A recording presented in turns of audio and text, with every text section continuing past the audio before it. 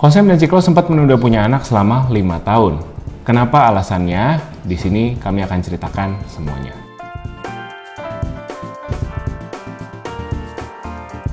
Hai guys, welcome back to our channel. Kembali lagi dengan gue Samuel dan ini istri gue Claudia. Kami pasangan suami istri kantoran dalam perjalanan menuju financial independence. Di channel ini kalian akan temukan video-video seputar karir, keuangan, adulting, dan topik-topik menarik lainnya. Jadi kalau kalian suka dengan video yang ada di sini, jangan lupa untuk subscribe dan nyalain lonceng supaya kalian bisa dikasih tahu YouTube kalau ada video baru lagi dari kita. Sebelum kita lanjutin videonya, kita mau kenalin kalian sama sponsor video hari ini yaitu Stockbit. Stockbit, aplikasi trading all-in-one dengan biaya broker rendah, di mana kalian bisa beli saham, analisa, diskusi, sampai belajar. Lengkap banget ya. Buat kalian pemula, bisa juga loh coba berinvestasi dengan virtual trading. Nanti kamu bakal dikasih modal 100 juta rupiah. Buat kalian yang udah berpengalaman, tinggal bikin RDN aja dan mulai rutin berinvestasi. Nah, yang harus kalian ingat dalam berinvestasi saham adalah DYOR atau Do Your Own Research. Nah, untuk melakukan riset udah lengkap banget di Stockbit. Kalian bisa gunakan beberapa fitur Stockbit sebelum jual beli saham. Di antaranya, screener yang memudahkan beli saham sesuai dengan kriteria yang diinginkan. Key stats, gambaran performa perusahaan dalam sekejap. Financials, analisa pergerakan saham tiap tahun makin rugi atau makin untung. Comparison untuk membandingkan langsung kinerja perusahaan favorit kamu dengan kompetitornya. Dan masih banyak fitur lainnya. Soal keamanan dan legalitas nggak usah khawatir karena Stockbit aman dan diawasi OJK dan BEI. Biaya brokernya rendah dan tanpa minimum deposit. Sekarang saatnya teman-teman merasakan kemudahan berinvestasi bersama Stockbit. Langsung aja jual beli saham di Stockbit. Linknya udah ada di deskripsi ya. Kami menikah di tahun 2014 dan kami nggak langsung punya anak. Bisa dibilang kami nunda selama kurang lebih 5 tahun sampai akhirnya kami punya anak kami di umur kami 30 tahun di tahun 2000. Ngobrol sama Nucha dan Aryo dari Curhat Bapak Ibu. Videonya teman-teman bisa lihat di sini tentang topik child free, tentang topik menunda punya anak juga. Meskipun kami nggak sampai child free ya, tapi kami bisa simpati lah dengan teman-teman yang memutuskan nggak punya anak sama sekali. Karena kami kurang lebih mungkin paham gitu ya pro dan kontranya punya anak itu sendiri. Nah, meskipun kami akhirnya memutuskan untuk punya anak dan nggak child free, tapi bisa dibilang keputusan kami punya anak ini penuh dengan kalkulasi dan penuh dengan yakin nggak ya gitu. Jadi penuh dengan maju mundur antara kami berdua. Nah, kenapa sih kami menunda gitu ya? Kenapa sih kami menunda? Nah, mungkin ini beberapa hal yang kami bisa share buat netizen YouTube, alasan-alasannya. Nah, poin yang pertama adalah kami berdua sangat kalkulatif, kami berdua sangat suka planning. Jadi apa-apa kami pengen plan, mungkin ya kalau karir bisa di-plan, punya rumah bisa di-plan, jalan-jalan bisa di-plan, ya kalau bisa punya anak juga kami pengen planning. Jadi memang ada ya di masa awal-awal kami berkarir, ada rasa kami belum siap nih, ada rasa kami belum mampu nih untuk punya anak saat ini gitu. Jadi kami benar-benar kepingin planning dengan matang dulu. Planningnya juga mungkin sesederhana nanya-nanya teman kita yang udah punya anak, nanya-nanya teman kita yang udah nikah duluan. Seperti apa sih ups and downs-nya punya anak gitu, sampai kami benar-benar siap. Jadi kami ya step pertamanya adalah kami memang betul-betul karena kepribadiannya suka planning gitu ya dua-duanya ya. Jadi kami memang ingin planning sebaik-baiknya sebelum punya anak. Jadi tadi kalau saya ngomong siap, itu bukan cuman finansial ya, tapi juga emotionally, physically gitu. Karena punya anak itu memang menurut kami berdua at least ya, komitmennya sebesar itu gitu. Poin kedua, ini mungkin lebih ke perspektif saya sendiri. Buat saya punya anak biologis itu bukan suatu prioritas. At one point dulu, bahkan waktu masih pacaran dari sejak kuliah udah sempat menyampaikan ke Sam kalau kita nggak punya anak biologis itu oke nggak Sam gitu. Karena kenapa? Karena yang pertama ada kekhawatiran kesehatan diri sendiri gitu ya, karena saya secara menstruasi juga nggak lancar gitu, dan udah pernah ke dokter obgyn, dibilangnya memang ada masalah hormon gitu. Jadi ada masalah hormon, dan kalau suatu hari memutuskan untuk punya anak, agar diterapi dulu, dokternya bilang seperti itu. Jadi sudah sempat ada apa sih kayak parno sendiri gitu kali ya. Label ya. Iya, udah divonis gitu kalau misalkan mau punya anak harus terapi dulu. Jadi udah daripada takut nanti satu hari pengen banget punya anak terus ternyata nggak dikasih sama Tuhan kan takut kecewa gitu. Jadi dari awal saya juga udah memaintain ekspektasi diri sendiri lah gitu, bahwa it's okay kalau sampai secara fisik nggak mampu untuk punya anak biologis. Dan yang kedua juga sebenarnya dari awal saya nggak ada masalah untuk kalau memang suatu hari mau punya anak dan nggak bisa punya anak biologis untuk karena satu atau lain hal, kami nggak apa-apa untuk adopsi gitu ya, untuk adopsi anak sebenarnya. Kenapa nggak apa-apa adopsi anak? Karena lagi-lagi secara saya pribadi saya merasa ya anak sama aja gitu, Tuhan bisa kirim dari rahim sendiri atau dari rahim orang lain gitu kan, dan ngerasa kayaknya ya kasihan banyak anak-anak yang disia-siakan gitu ya oleh orang tuanya. Jadi kalau memang suatu hari sudah mampu gitu ya secara fisik, secara emosional gitu, dan tapi mungkin ya tadi itu satu dan lain hal, mungkin secara fisik tidak bisa punya anak biologis, maka adopsi anak pun sebenarnya nggak masalah buat kami, itu oke-oke aja. Poin ketiga adalah kami pengen puas-puasin diri dulu, main dan berkarya. Nah, jadi kita tuh nikah di usia yang relatif muda teman-teman, kita umur 25 nikahnya. Nah, makanya emang pada saat nikah itu juga kita sama-sama kayak masih baru mulai berkarir, masih lagi penasarannya sama gemerlapnya masa muda gitu ya. Misalkan ya pergi main ke kafe mana, terus ada acara apa di weekend kita pengen pergi gitu ya. Itu memang ada sih pasangan yang bisa melakukannya dengan anaknya gitu. Cuman buat kami kayaknya akan lebih maksimal aja kalau kita bisa anak-anak main-main gitu ya. Masing-masing gitu loh. Dan kayak misalkan nonton acara konser musik elektronik di Bali gitu ya, mana mungkin kita bisa bawa anak gitu kan, dengan segala crowdnya dan suasananya musik yang kencang gitu. Jadi memang ya itu kita rasakan, kita pergi gitu. Terus kalau dari sisi tadi kan main ya, terus misalkan kita bahas kantor gitu, bahas kerja, ya ada masanya di mana gitu. Aku harus ngelembur kayak jam 9, jam 10 malam baru pulang gitu. Sama sih saya sama juga kalau ya. juga ya, bahkan weekend ya kalau keluar ya. Weekend ya, karena marketing ya dan FMCG, jadi ya banyak eventnya weekend. Jadi emang kita penasaran gitu dengan hal-hal yang what youth has to offer gitu dalam masa muda kita, apa sih yang kita bisa kulik nih dari sisi karir dan sisi main kita. Jadi kita emang puas-puasin dulu yang banyak sampai akhirnya at one point kita ngerasa udah nih kayaknya mainnya udah cukup, yuk kita punya anak sekarang gitu. Lalu yang keempat, lagi-lagi ini berhubungan dengan visi pernikahan ya. Waktu kami memutuskan untuk menikah, memang tujuan utamanya itu bukanlah untuk punya anak gitu. Jadi memang ya udah mau mencari partner hidup gitu ya, yang punya satu tujuan, bisa sama-sama nabung, sama-sama bisa memutus rantai sandwich generation gitu ya.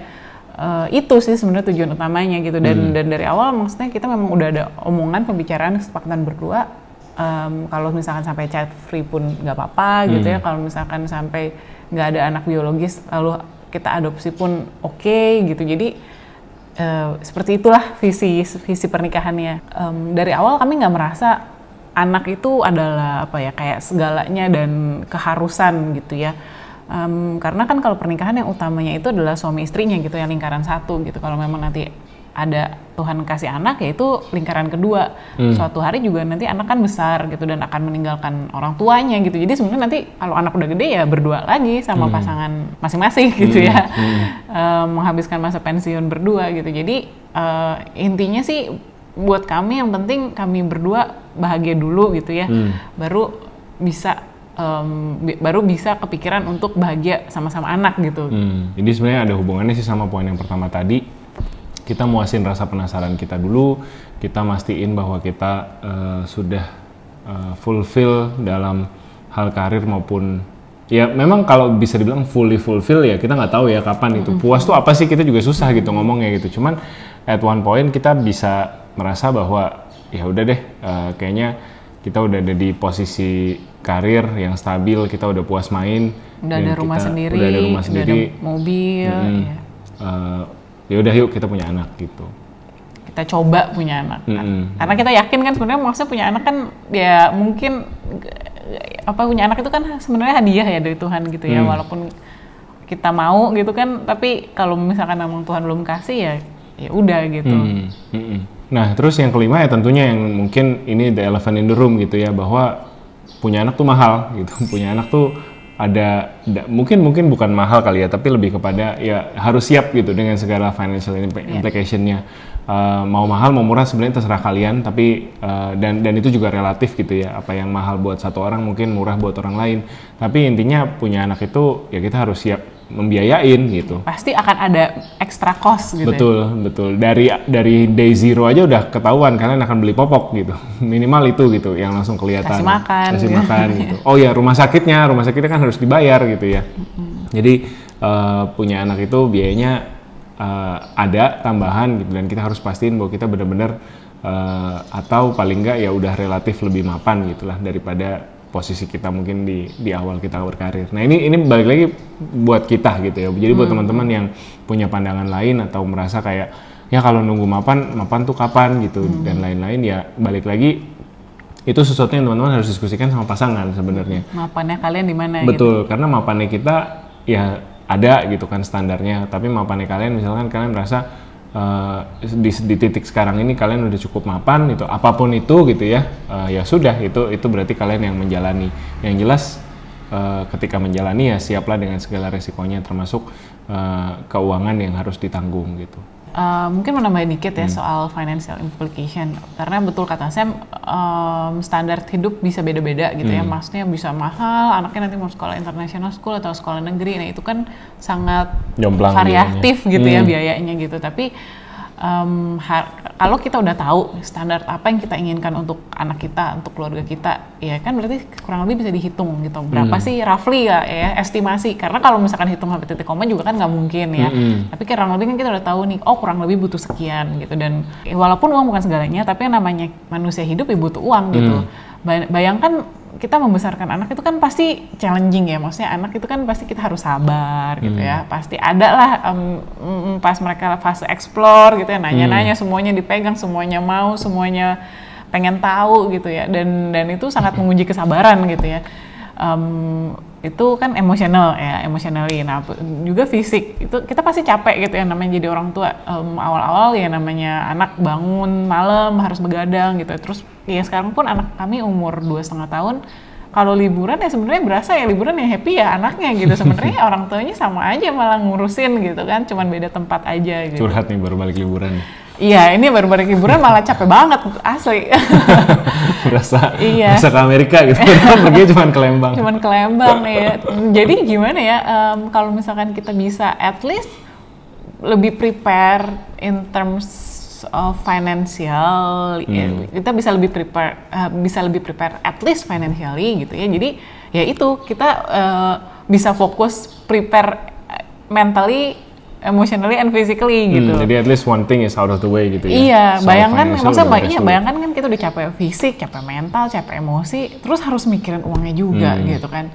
Ya menurut kami berdua again at least ya, untuk uang itu ya apa ya, bisa di plan to some extent gitu. Kita bisa nabung dulu to some extent gitu sih. Betul. Tapi kalau misalkan emosional ya walaupun kita bisa latihan dari sekarang, latihan sabar, cuman kan kalau sampai sebelum anaknya datang kan we never know gitu kan. Betul. Seberapa banyak kesabaran yang dibutuhkan gitu. Tapi kan kalau uang kurang lebih kita bisa tahu gitu. Jadi gimana sih caranya kalau mau cari tahu anak butuh berapa gitu kan ya, sekarang banyak ya, tinggal Google gitu, atau bahkan kita misalkan kalau udah punya temen yang udah punya anak duluan dan kita kurang lebih tahu lifestyle anak kita mau seperti anaknya teman kita itu, kan kita bisa nanya-nanya kurang lebih uang sekolahnya berapa gitu, terus les-lesannya berapa. Betul. Nah itu bisa diestimasikan ya, diperkirakan.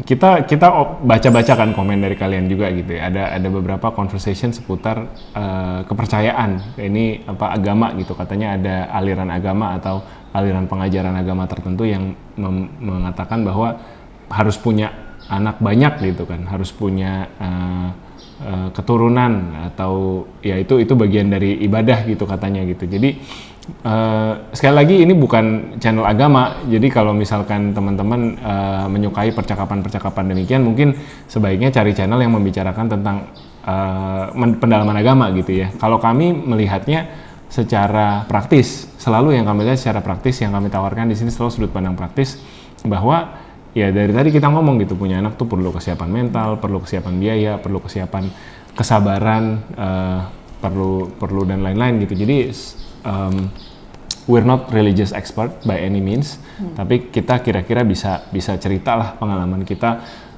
menyusun strategi keuangan pribadi kita gitu ya selama 10 tahun terakhir ini, dan kita bisa bilang bahwa ya namanya punya anak itu sama seperti punya expense lainnya dalam kehidupan. Ya, kita harus plan, dan memang kalau belum mampu we need to say we cannot gitu, daripada kita be responsible with our behavior gitu ya. Karena kan punya anak itu kan bukan ada burung bangau terbang di langit terus dijatuhin bayi gitu, dapet anak gitu kan. Kita you can plan to kita some bisa extent. merencanakan ya to some extent, bener tadi kata Klau ya gitu, to some extent kita bisa merencanakan, misalkan menghitung masa kesuburan, memakai metode kontrasepsi gitu ya, dan lain sebagainya gitu kan. Jadi untuk hal-hal yang kita bisa plan dalam hidup, kenapa tidak kita plan, kenapa kita tidak kita pikirkan secara matang-matang. Iya betul banget. Saya sangat setuju dengan justru saya lebih respect gitu ya dengan orang-orang yang child free. Kenapa gitu? Karena mereka ya udah gitu, mereka sadar mereka prioritasnya bukan punya anak gitu kan, tidak gengsi atau tidak jadi ikut-ikutan society, tapi mereka tahu apa yang mereka mau. Ya udah, they live with it. Daripada kita punya anak karena ikut-ikutan atau karena ikut-ikutan atau tekanan sosial. Tapi setelah punya anak kita baru sadar, oh gila berat banget ya gue nggak sanggup.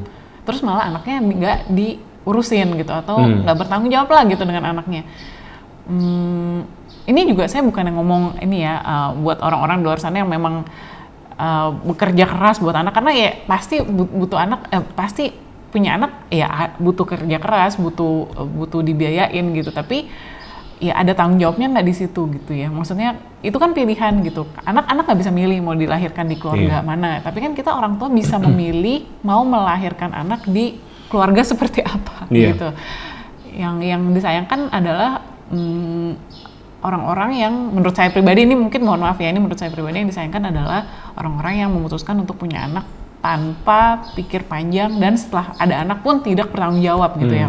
Mungkin kalau nggak pikir panjang gitu, tapi abis sudah punya anak, oh ya oke, gue mau tanggung jawab, iya mau mengusahakan yang terbaik, ya itu oke gitu. Tapi abis itu yang anaknya nggak diurusin, ditelantarkan gitu, itu kan akhirnya apa ya, anak itu kan makhluk hidup ya, punya perasaan, dia juga bisa sedih loh kalau kalian nggak sayang, dia tahu loh gitu ya kalau kalian benar-benar sayang atau cuma nganggap dia sebagai beban gitu. Lalu akhirnya anak yang terlantar ini, yang nggak disayangin ini akan tumbuh menjadi manusia seperti apa gitu kan, manusia yang penuh dengan luka masa lalu gitu, dan akhirnya banyak kan kalau kita nonton apa ya kriminal contoh-contoh ekstrimnya gitu kan, gitu ya, yang akhirnya jadi psikopat atau jadi kriminal gitu ya. Sebenarnya gimana kita mau bilang kasihan gitu, karena kan anak ini kan pas akhirnya kayak kertas putih gitu, kalau kita isinya dengan kebencian terus penelantaran gitu ya, gimana gitu kan. Dia juga akan belajar membenci orang lain gitu ya. Iya, butuh.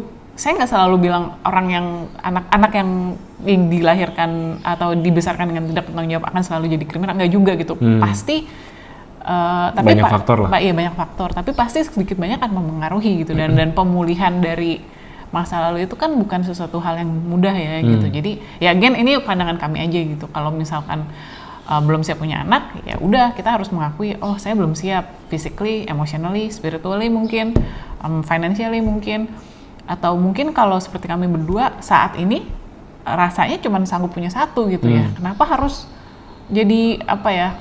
jadi terbeban karena tekanan society, iya tekanan society. Kalian loh yang suka nanya loh kapan Hana mau dikasih adik. Iya, maksudnya gimana ya? Ya karena kami merasa kami sanggupnya baru satu gitu ya, dengan segala keterbatasan. Ya kalian tahu lah gitu kan, kami membesarkan anak ya sendiri karena kedua orang tua kami juga bukan yang bisa membantu gitu ya, mereka punya masalah kesehatan masing-masing, dan ya kami secara emotionally, secara mentally, physically ya perasaannya sanggupnya baru satu gitu, daripada oh ya ini biar biar fit into society atau fit into religious expectation gitu. Kita oke deh kita punya anak satu lagi, terus nanti ternyata malah anaknya juga nggak happy, kitanya juga nggak happy gitu ya. Menurut kami sih masing-masing lah ya, kita masing-masing lebih tahu gitu sanggup punya anak satu apa dua apa tiga atau bahkan child free gitu. Yang penting kita bertanggung jawab dengan keputusan itu gitu. Sampai akhir karena anak ini bukan kayak hamster gitu ya, maksudnya hidupnya cuma 5 tahun gitu ya, tapi kan ini long life commitment gitu kan, kita membawa anak ke dunia ini ya long term commitment, seumur hidup lah gitu. Jadi kalau once you're a parent, you will always be parent gitu. Nah, kayak gitu cerita kami. Jadi sekarang kalian tahu 5 alasan kenapa kami menunda punya anak. Mudah-mudahan bisa menginspirasi, bisa menawarkan sudut pandang yang fresh gitu ya. Mungkin buat teman-teman yang selama ini dicekokin punya anak harus segera, punya anak harus banyak gitu ya. Nah, ada ternyata orang-orang yang sudut pandangnya berbeda dan it's okay gitu. Karena memang pada akhirnya bukan masyarakat yang ngasih makan anak kalian, tapi kalian masing-masing ya. dan membesarkan dan mengasihi dan mencintai sepenuh hati. Tapi ya itu tanggung jawab kalian berdua gitu, ayah dan ibunya masing-masing. Jadi siapkah kita bukan karena tekanan masyarakat yang tadi Klo bilang, tapi kembali lagi ke seberapa siap kita saat ini. Siap itu macam-macam ya, bisa siap mental, siap fisik, siap keuangan juga. Nah, gimana cerita kalian? Kalian mungkin juga mau punya curhatan yang sama atau punya sudut pandang yang agak berbeda? Welcome to discuss. Silahkan share point of view kalian di comment box di bawah. Thank you udah nonton video kami minggu ini. Buat teman-teman yang belum subscribe, buat teman-teman yang belum like video ini, jangan lupa subscribe, like, dan share. Dan nyalain lonceng juga supaya kalian bisa dikasih tahu YouTube kalau ada video baru lagi dari kita. Thank you for watching. Stay safe and stay healthy. Bye-bye.